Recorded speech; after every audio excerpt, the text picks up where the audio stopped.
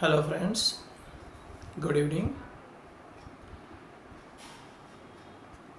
Today we have to be discuss in your ESBM subject question number 9.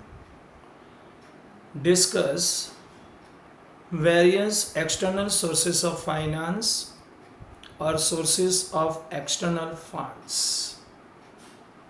That's the last question of your semester 4th, unit number 3 in the ESBM subject.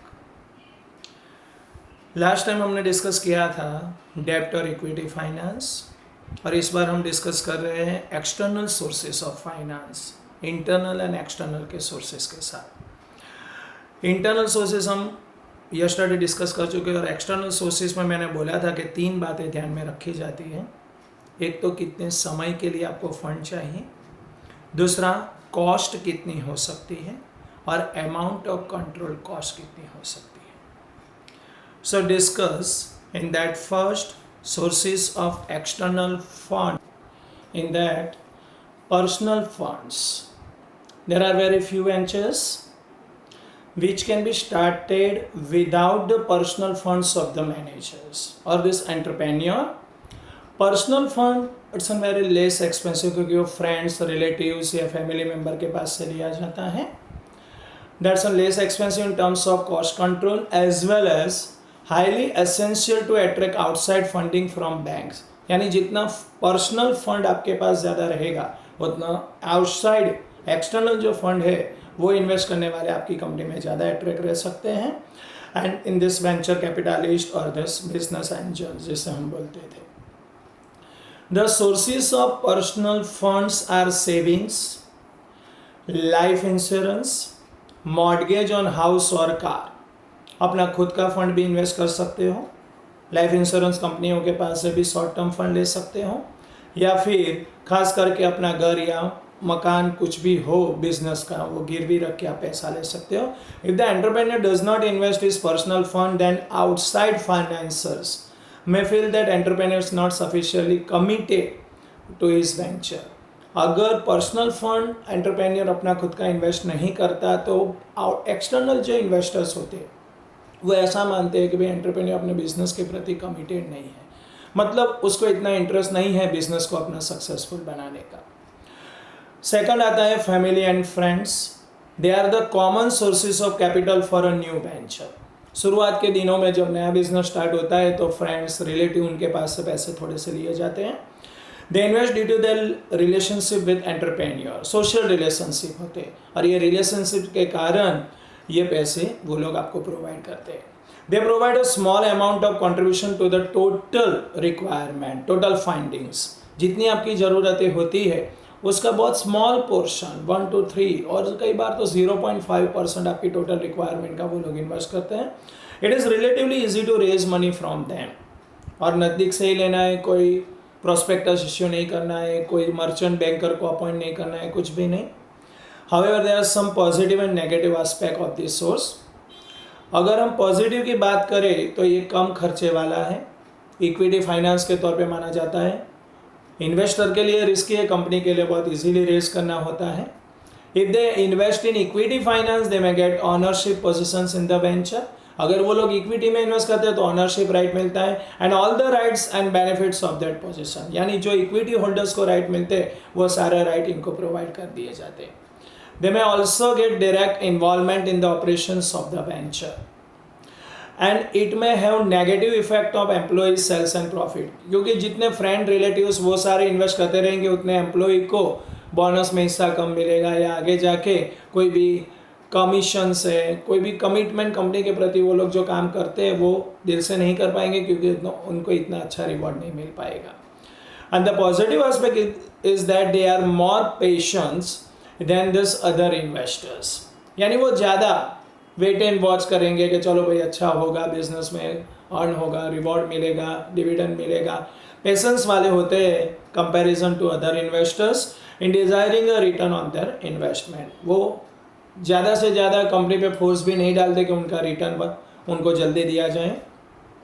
और last में आता है commercial bank. They are the sources of short term fund which is most frequently use by the entrepreneur, जो ज़्यादातर entrepreneur इस्तेमाल करते हैं. They provide डेब्ट financing and requires some tangible guarantee. Tangible मतलब अपना मकान होता है, मशीन्स होती है, इन्वेंट्रीज होती है, वो ज़्यादातर वो लोग गिरवी रखते हैं और उसके सामने कॉमर्शियल बैंक लोन प्रोवाइड करते हैं. Requires some tangible guarantee in the form of business asset, जो मैंने अभी बोला.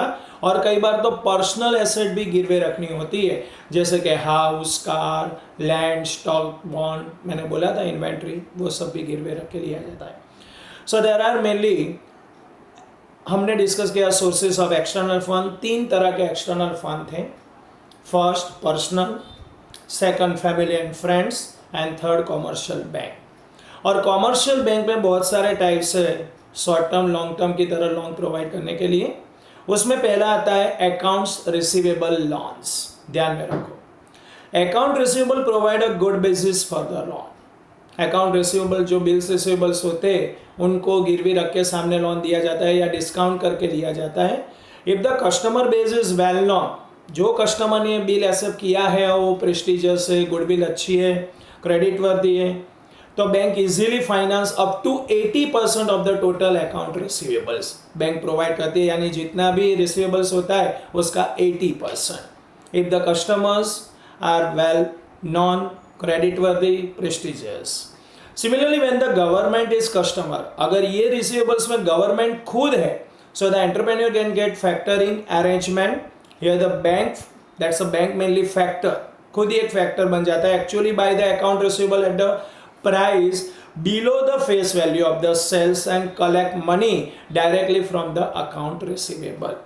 यानी जो भी सेल्स प्राइस होती है उससे कम प्राइस पे बैंक परचेस कर लेती है और जब भी मैच्योरिटी आती है अकाउंट रिसीवेबल के पास से पैसे लिए जाते हैं. यानी ये दोनों के बीच का जो डिफरेंस होता है वो बैंक का इंटरेस्ट होता है, ये ध्यान में रखिए. Inventory loans.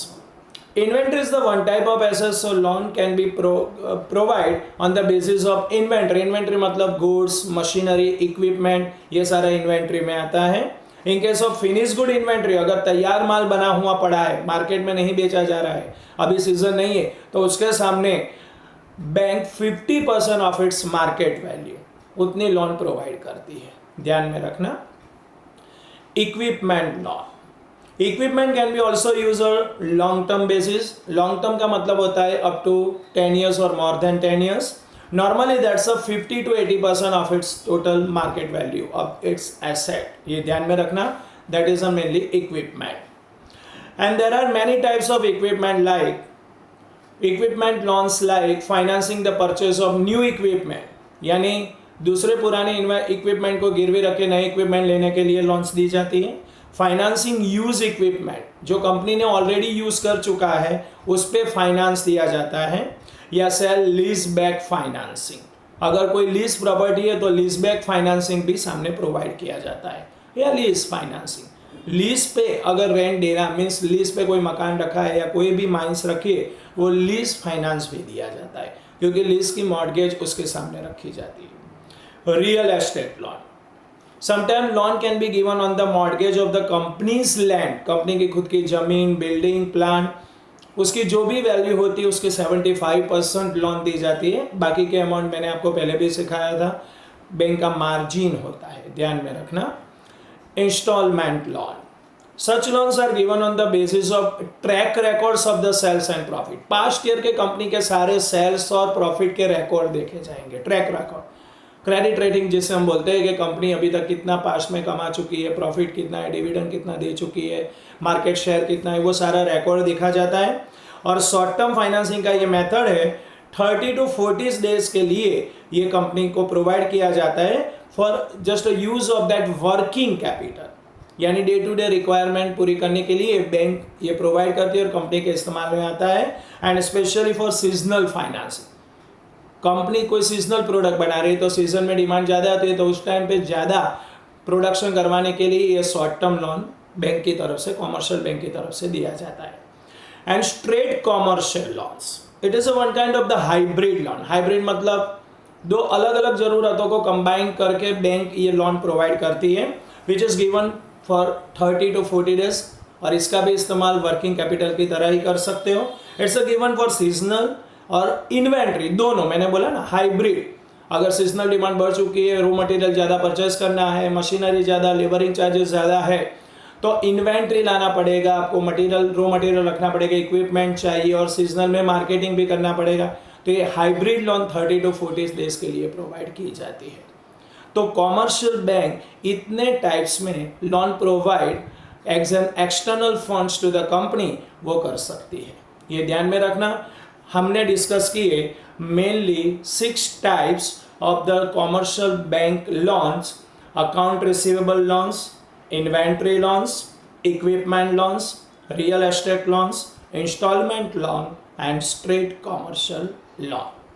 तो बच्चों, यहाँ आपका यूनिट नंबर 3 ESBM का कंप्लीट हो चुका है। ये ध्यान में रखना, नंबर 10 आपके सिलेबस में नहीं है। It's a very short and small question. ये आपके सिलेबस में नहीं रखा गया है। अगर टाइम नहीं जा रहा है तो आप ये पढ़ सकते हैं, लेकिन इम्पॉर्टेंट जो क्वेश्चन थे हमने डिस्कस कर लिए हैं।